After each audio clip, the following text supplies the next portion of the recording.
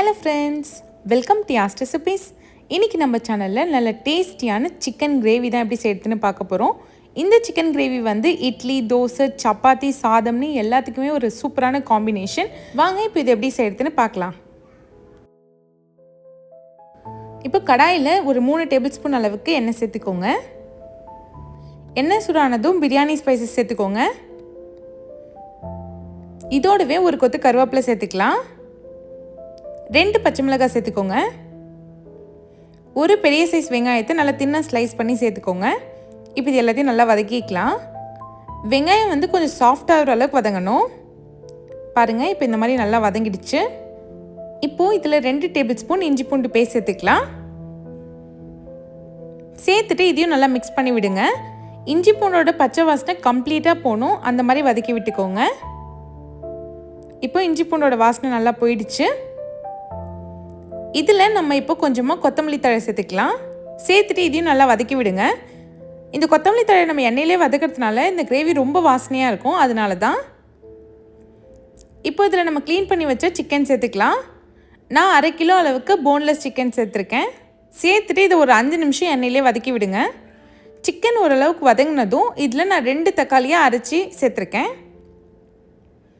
இதையும் நல்லா மிக்ஸ் பண்ணி விடுங்க. நல்லா அந்த தக்காளியில் பச்சை வாசனை போகிற அளவுக்கு வதக்கி விட்டுக்கலாம். இப்போ பார்த்தீங்கன்னா தெரியும், தக்காளி நல்லா வதங்கிடுச்சு. இதில் சிக்கனுக்கு தேவையான அளவுக்கு உப்பு சேர்த்துக்கலாம்.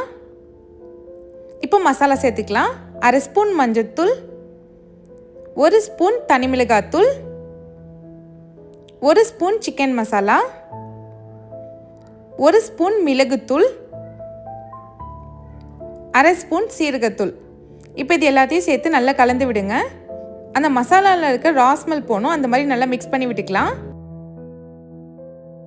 இப்போ மசாலா சேர்த்து நல்லா வதங்கிடுச்சு. இதில் 1 டேபிள் ஸ்பூன் அளவுக்கு கெட்டியான புளிப்பில்லாத தயிர் சேர்த்துக்கலாம்.